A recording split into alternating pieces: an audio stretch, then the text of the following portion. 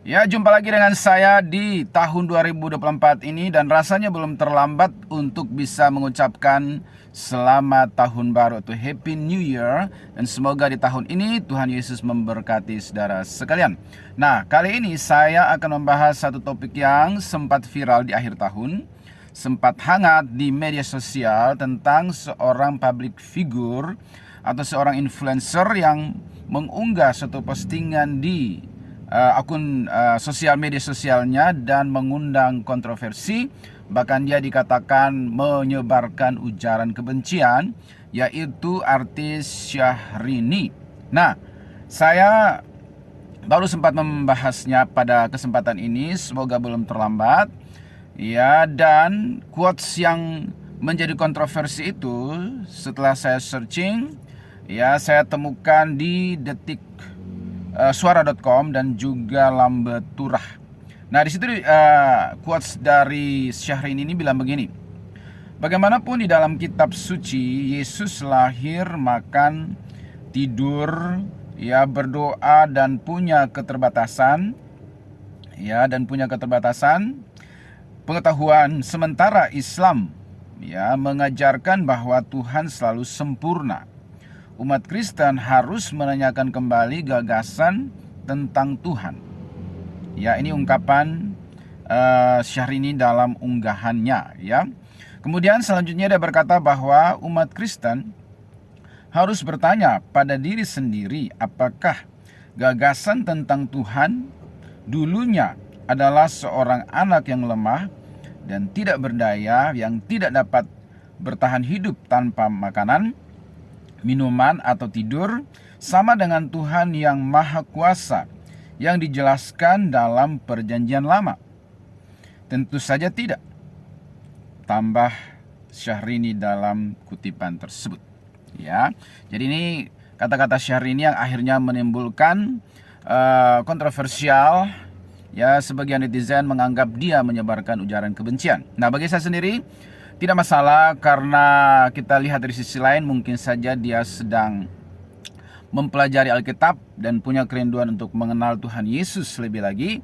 Hanya belum sempurna atau belum lengkap pengetahuannya karena belum mendapat inspirasi atau pewahyuan. Nah, tapi karena sudah menjadi suatu kontroversial, maka saya ingin memberi juga tanggapan supaya siapa tahu ada yang lain juga yang berpandangan seperti itu bisa mendapat penjelasan yang lebih lengkap, ya. Nah, ada setidaknya dua hal ya yang ingin saya bahas di sini, ya, tentang kesempurnaan Allah yang dimaksud oleh Syahrini. Ya, menurut Syahrini, Allah yang sempurna itu adalah tidak bisa menjadi manusia, tidak bisa lahir, tidak bisa punya keterbatasan, dan lain sebagainya. Nah, sampai di situ kita setuju bahwa memang Allah itu maha sempurna, maha kuasa, maha baik, maha pengampun, maha dalam segala sesuatu. Tetapi kalau disimpulkan dari semua maha-maha yang dimiliki oleh Allah itu, hanya ada dua, yaitu dia adalah maha adil dan juga maha kasih. Ya, nah, karena dia adalah maha adil, maha suci, maha kudus, maka dia sangat membenci dosa tentunya. Dia sangat tidak suka dengan dosa. Maka ketika manusia jatuh dalam dosa, maka itu ada satu jurang yang dalam yang memisahkan Allah dan manusia. Karena Allah begitu sucinya dan sempurna dalam kesuciannya itu, sementara manusia juga berdosa dan sempurna dalam dosanya. Apa membuat manusia sempurna dalam dosanya? Setidaknya ada 4 kategori dosa. Ya, yang pertama adalah dosa keturunan. Sejak Adam dan Hawa jatuh dalam dosa, maka seluruh keturunannya itu disebut orang berdosa. Ada namanya dosa warisan, dosa keturunan. Ya, ibarat kata kucing kawin sama kucing, lahir anak kucing. Orang berdosa kawin sama orang berdosa, lahir orang berdosa. Natur dosa diturunkan, ya, melalui garis keturunan daripada Adam dan Hawa. Itu kategori yang pertama. Kategori yang kedua adalah dosa perbuatan, mencuri, berdusta, membunuh, berzina, dan lain sebagainya yang sebagian besar tertulis dalam 10 perintah Allah. Dosa-dosa perbuatan, itu kategori yang kedua. Kategori yang ketiga adalah dosa pikiran. Baru berpikir untuk melakukan dosa juga sudah termasuk kategori dosa. Baru berniat untuk berdusta sudah berdosa. Baru berniat untuk mencuri sudah berdosa. Ya, dosa pikiran. Sudah 3 kategori. Yang keempat adalah tahu yang baik tidak melakukan pun dosa. Misalnya ada orang yang susah di depan kita. Kita bisa menolong tapi kita tidak melakukannya. Itu juga dosa. Jadi dengan 4 kategori dosa ini, kita ini juga sempurna dosanya. Jadi di satu sisi Allah maha sempurna, sangat membenci dosa. Ya, di sisi lain manusia sempurna dengan 4 kategori dosa ini, maka tidak akan pernah ketemu. Ada jurang pemisah yang sangat dalam. Allah tidak mau mendekati manusia, manusia tidak bisa mendekati Allah yang Maha Kudus. Ya, jadi yang dimaksud oleh kesempurnaan Allah yang dikutip oleh Syahrini itu adalah satu sisi sempurnanya Allah, tapi bukan semua kesempurnaan Allah. Itu adalah salah satu kesempurnaan Allah, Maha Adil, Maha Kudus, Maha Suci. Ya. Nah, kemudian yang kedua adalah di satu sisi yang lain, Dia juga adalah Maha Kasih, dan kasihnya itu sempurna. Jadi dosa manusia membuat dia jijik, ibarat es krim yang baru saja kita beli, baru memakan ternyata udah dijilat anjing. Kita aja udah pasti buang itu es krim kan. Begitulah seperti kita jijik terhadap es krim yang dijilat cuma ujungnya es krim itu. Begitulah Allah jijik terhadap manusia yang sudah tercemar oleh dosa. Jadi gak akan pernah ketemu. Ya, karena Allah yang maha sempurna, maha kuasa, dan manusia yang sempurna dosanya itu. Maka di sisi lain adalah sifat Allah yang satu lagi, yaitu Dia sempurna kasihnya. Dia adalah Allah yang maha kasih. Ya, nah karena kasihnya itulah, maka Dia melakukan sesuatu sebagai bukti cintanya.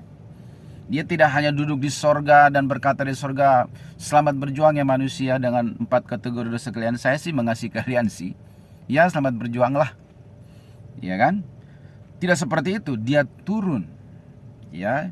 Makanya ada ayat di dalam Yohanes pasal 3 ayat 16 mengatakan bahwa karena begitu besar kasih Allah akan dunia ini, sehingga Ia mengurniakan anaknya yang tunggal supaya barang siapa yang percaya kepadanya tidak binasa, melainkan beroleh hidup yang kekal. Kata karena begitu besar kasih Allah, dalam bahasa Inggrisnya for God so loved the world, kalau diterjemahkan bebas, karena begitu sempurnanya kasih Allah kepada manusia, sehingga membuat Dia melakukan suatu tindakan adaptasi yang ekstrim, mengirimkan anaknya yang tunggal, namanya Yesus. Siapa Yesus ini? Dia adalah kalimat Allah yang menjadi manusia. Yohanes 1 ayat 14. Dia adalah firman yang menjadi manusia. Dia adalah kata-kata Allah yang menjadi manusia, untuk menjadi jembatan, menjembatani jurang pemisah antara Allah dan manusia, karena Allah yang maha sempurna, maha suci, dan manusia yang maha berdosa di satu sisi, atau yang sempurna dosanya. Ya, nah Dia mengirimkan Yesus menjadi jembatan, menjembatani manusia dengan Allah. Dia adalah kalimat Allah. Ya, biar lebih ngerti, quotes yang ditulis Syahrini di media sosial itu Syahrini atau bukan? Ya, tidak bisa dipisahkan. Apa yang ditulis Syahrini dengan pribadi Syahrini sama. Kita mengenal Syahrini dari quotes-quotesnya itu kan. Kita mengomentari Syahrini karena quotes yang dibuat. Jadi quotesnya itu Syahrini atau bukan? Begitulah Yesus dengan Allah. Ya, Yesus itu quotesnya Allah, firmannya Allah, kalimat Allah. Tidak bisa dipisahkan. Ya, dia hanya dikasih casing manusia, sosok manusia. Ya, tetapi dia adalah firman Allah, kalimat Allah yang tidak bisa dipisahkan dari Allah. Dia itulah Allah juga. Yohanes 1 ayat 1. Ya. Nah, jadi karena kasih yang sempurna. Ya, jadi ngomong Allah yang sempurna itu dari sisi apa dulu? Yang dimaksud Syahrini itu salah satu sisi kesempurnaan Allah yang tidak bisa berubah. Tetapi di sisi lain karena kasihnya yang sempurna, maka dia melakukan tindakan adaptasi yang ekstrim. Karena kasih yang sempurna itu perfect love. For God so loved the world. Karena begitu besar kasih Allah akan dunia, ya, akan manusia. Ya, saudaraku. Nah, kalau kita paham itu, maka kita akan lebih objektif. Ya, jadi hari ini belum sampai ke situ pemahamannya, ya kan? Ya, tapi niatnya untuk belajar kitab suci sudah bagus. Ya, saya berdoa semoga suatu saat Syahrini bisa mendapat pewahyuan, berjumpa dengan Yesus, menerima Yesus dalam hidupnya menjadi Tuhan dan Juru Selamat. Karena Yesus adalah kasih Allah yang sempurna. Yesus adalah kesempurnaan kasih Allah. Ya, Yesus adalah kesempurnaan kasih Allah. Ya, nah itu ya. Nah, beberapa ayat tambahan yang lain yaitu di dalam Ibrani pasal 4 ayat 15. Ya, di situ dikatakan bahwa sebab imam besar yang kita punya, maksudnya Yesus, bukanlah imam besar yang tidak dapat turut merasakan kelemahan-kelemahan kita. Sebaliknya, sama dengan kita, ia telah dicobai, hanya tidak berbuat dosa.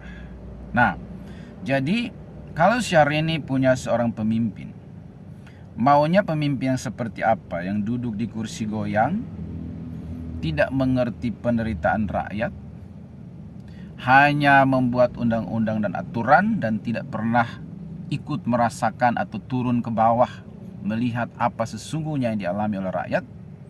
Apakah mau pemimpin seperti itu? Atau pengen pemimpin yang bisa turun ke bawah, berempati, turut merasakan apa yang dirasakan oleh rakyat, turut merasakan apa yang dirasakan oleh Syahrini? Syahrini pilih yang mana? Nah, Yesus itu adalah yang kedua, pemimpin yang turut merasakan kelemahan-kelemahan kita. Bahkan dia pernah dicobai, ya kan? Dia menderita, disalib, ditolak, dihina, ya, bahkan disalibkan sampai mati, tapi bangkit kembali karena dia adalah Tuhan. Ya, dia turut merasakan kelemahan-kelemahan kita. Hanya bedanya dia tidak berbuat dosa dalam semuanya itu. Kalau kita kan jatuh bangun dalam dosa. Ya. Kemudian ayat yang kedua adalah sebagai tambahan Ibrani 2 ayat 18. Sebab oleh karena ia sendiri Yesus telah menderita karena pencobaan, maka ia dapat menolong mereka yang dicobai. Pemimpin yang bisa merasakan penderitaan rakyatnya akan lebih responsif, lebih berempati, ya, dan tidak mudah menghakimi. Itu disebut dengan kasih karunia. Ya, dia tahu manusia itu penuh kelemahan, tetapi dia mati berkorban bagi manusia itu. Ya, dia tidak datang sebagai hakim pada waktu itu, tapi dia datang dengan kasihnya. Ya. Nah, yang terakhir ibarat matahari. Saya sering menggunakan ilustrasi matahari untuk menjelaskan Tritunggal. Matahari itu kan 3 unsur, ya. Mataharinya itu sendiri yang adalah bintang raksasa yang menyinari dunia, pusat tata surya, semua planet yang lain berotasi mengitari matahari. Itulah Allah Bapa, sumber segala sesuatu. Dari mana kita tahu bahwa ada matahari nun jauh di sana bintang raksasa itu? Karena ada cahayanya sampai ke bumi. Itulah Yesus. Ya, keluar dari Allah, keluar daripada Bapa. Seperti sinar matahari datang dari bintang raksasa itu. Ya, kemudian yang ketiga adalah panas matahari. Tidak terlihat tapi bisa kita rasakan. Itulah Roh Kudus, itulah Tritunggal. Ya, kita tidak bisa menolak misalnya sinarnya dan hanya mau panas dan mataharinya. Ya, menolak salah satu sama dengan menolak semuanya. Kemudian kalau kita nggak pengen panasnya dan sinarnya dan pengen mataharinya, ya, sehari ini nggak mau sinarnya, nggak mau panasnya dan pengen mataharinya langsung, dan matahari itu yang datang, gosong. Kiamat dah. Gosong semua. Ya. Jadi makanya dikirim sinarnya. Sinarnya yang sampai ke bumi itulah Yesus. Ya, kemuliaan Allah, kalimat Allah, firman Allah. Dia adalah Allah juga. Ya. Nanti kiamat baru, ya. Dia datang dalam kemuliaannya dan menghakimi manusia, dan pada saat itu tidak ada kesempatan kedua untuk bertobat. Jadi ya, masih ada kesempatan bagi Syahrini untuk membuka hati, percaya dan menerima Yesus sebagai kalimat Allah yang menjadi manusia, dan Yesus adalah kesempurnaan kasih Allah. God bless you.